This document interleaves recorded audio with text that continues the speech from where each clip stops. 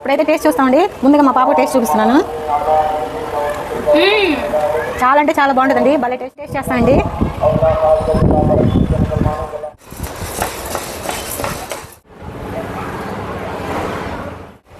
Cover పట్టుకో, అర్థం చూ కొట్టు గట్టిగా, చిన్నగా కొట్టు, వెళ్ళిపోద్ది స్పీడ్గా. హలో అండి, వెల్కమ్ టు మై ఛానల్. అందరు ఎలా ఉన్నారు? బాగున్నారా? మేమైతే చాలా బాగున్నామండి. మీరు కూడా బాగుండాలని మనస్ఫూర్తిగా కోరుకుంటున్నాను. మన ఛానల్ని ఫస్ట్ టైం చూస్తుంటే సబ్స్క్రైబ్ చేసుకోండి. ఈరోజు వచ్చి మన వీడియో సున్నుండలు అండి. సున్నుండలు అంటే నేను మన వీడియోలో మినపప్పు సున్నుండలు చేస్తున్నాను, రాగి సున్నుండలు చేస్తున్నాను. ఈరోజు అయితే మినపప్పు రాగి పిండి రెండు కలిపి నేను సున్నుండలు చేస్తున్నాను. చాలా హెల్దీ అండి, చాలా బాగుంటాయి కూడా. ఇంతవరకు నాకు తెలిసి ఎవరు చేసి ఉండరు, నేనే ఫస్ట్ టైం అనుకుంటాను నాకు తెలిసి. మనమైతే ఇప్పుడు కావాల్సిన పదార్థాలు చూద్దామండి. చూడండి, మనం ఏ కప్పుతో మినపప్పు తీసుకుంటామో ఆ కప్పుతోనే రాగి పిండి తీసుకోవాలి. ఈ రెండు కప్పులు ఒకటేనండి. ఇదిగోండి, ఒక కప్పు రాగి పిండి, ఒక కప్పు మినపగుళ్ళు అండి, ఒక కప్పు. ఈ రెండు కప్పులకి ఒక కప్పు బెల్లం అండి. దీన్ని శుద్ధంగా తురుముకోవాలి. మనకు కావాల్సినంత నెయ్యి అండి, సరిపడా నెయ్యి. మనం కలుపుకునేటప్పుడు ఎంత సరిపోద్దో అంత నెయ్యి అండి.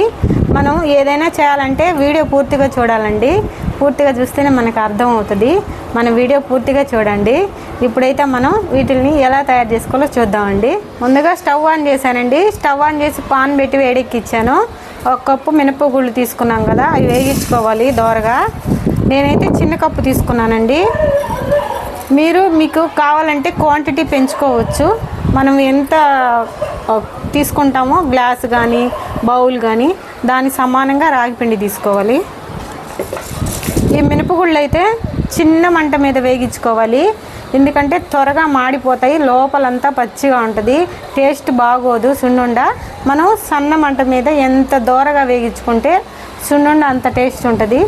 మనం లైట్గా చిన్న మంట మీద పెట్టి వేగించుకున్నాం.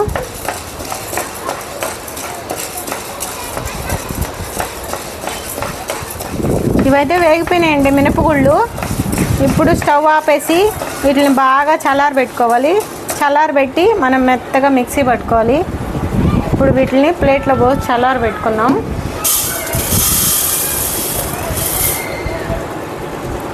ఇలా ఎర్రగా వేగాలండి.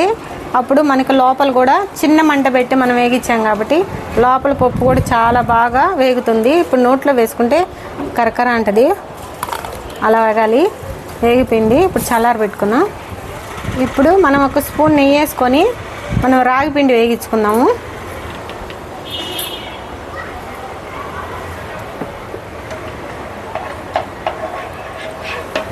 ఇప్పుడు రాగి పిండి వేసుకొని వేగించుకుందామండి.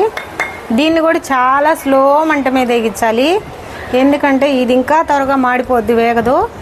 అందుకని చేదు వచ్చేస్తుంది. చాలా స్లో మంట పెట్టి వేగించుకోవాలి దీన్ని కూడా.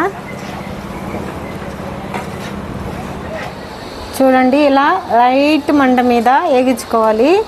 ఈ పిండి అంతా, రాగి పిండి అంతా పచ్చి వాసన అంతా పోవాలి. అలా అని మాడిపోకూడదు. చాలా సిమ్లో పెట్టి వేగించుకుంటే మనకు టేస్ట్ బాగుంటుంది. ఇంకాసేపు వేగించుకుందాం. వేగిపోయిందండి మన రాగి పిండి. చూడండి ఎలా వేగిందో.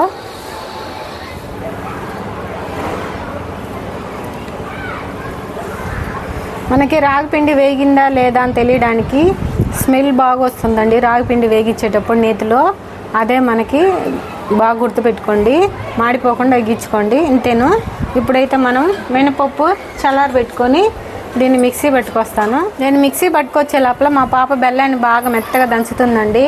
ఎందుకంటే బెల్లము ఉండలుగా వేస్తే మిక్సీ గరగర అని సౌండ్ వస్తూ మెదగదు. అందుకని కొంచెం దంచి మిక్సీ పెడితే బాగా వస్తుంది. కవర్ పట్టుకో, అటు దంచు, కొట్టు గట్టిగా, చిన్నగా కొట్టు, వెళ్ళిపోద్ది స్పీడ్గా. ఇంకొంచెం దంచు మెత్తగా, ఆ ఉండలన్నీ దంచు. ఇదిగోండి మినపప్పు మరీ పిండి చేయలేదు, కొంచెం బరకుంది లైట్గా. నేనైతే మిక్సీ పట్టుకొచ్చేసాను. దీన్ని కొంచెం జార్లోనే ఉండిచ్చి బెల్లం వేసి పడదామండి, ఎందుకంటే ఉత్త బెల్లం వేస్తే మరీ బాగోదు. కొంచెం పిండి ఉండిచ్చి దీంట్లో బెల్లం వేసి మిక్సీ పట్టుకొస్తాను.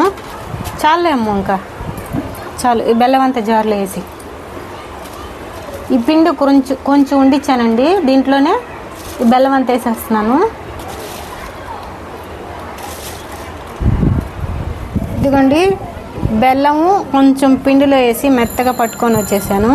ఎలా పట్టాను చూడండి. మనకి కొంచెం పిండిలో ఆ బెల్లం వేసేస్తే మనకి ఉండ చుట్టుకోకుండా మెదక్కుండా అట్లా రాకుండా బాగా ఫ్రీగా వచ్చేస్తుంది. ఇప్పుడు దీంట్లో పోసుకున్నాం. చూడండి అలా పొడి పొడిగా వచ్చేసిందో, అందుకే నేను పిండి వేసింది కొంచెం. ఇప్పుడు ఈ మినపప్పు పిండి, ఈ రాగి పిండి, ఈ బెల్లము 3 కలిపేద్దామండి. ఫస్ట్ 3 బాగా కలిసేలా కలిపేద్దాం.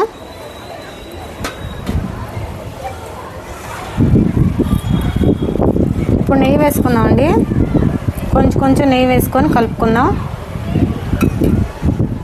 అమ్మ ఇంకొంచెం నెయ్యి అమ్మా, ఇంకొక 2 స్పూన్లు. మనం కలుపుకుంటూ నెయ్యి వేసుకోవాలి కొంచెం ఉండొచ్చేదాకా.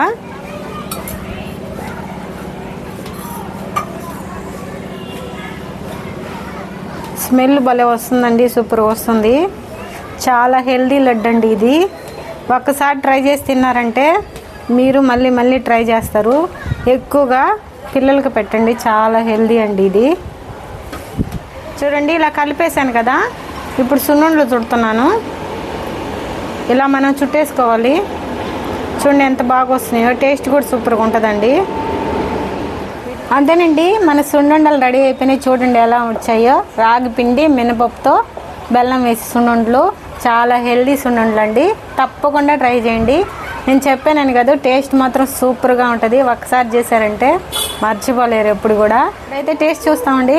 ముందుగా మా పాప టేస్ట్ చూపిస్తున్నాను.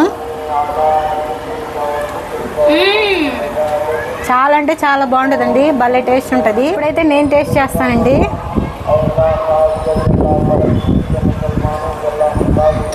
చాలా బాగుందండి, చాలా అంటే చాలా టేస్ట్గా ఉందండి, సూపర్గా ఉంది. ఒకసారి తిన్నారంటే మళ్ళీ తప్పకుండా ట్రై చేస్తారు. మా వీడియో మీకు నచ్చినట్లయితే లైక్ చేయండి, షేర్ చేయండి, సబ్స్క్రైబ్ చేయండి. ఉండండి, బాయ్.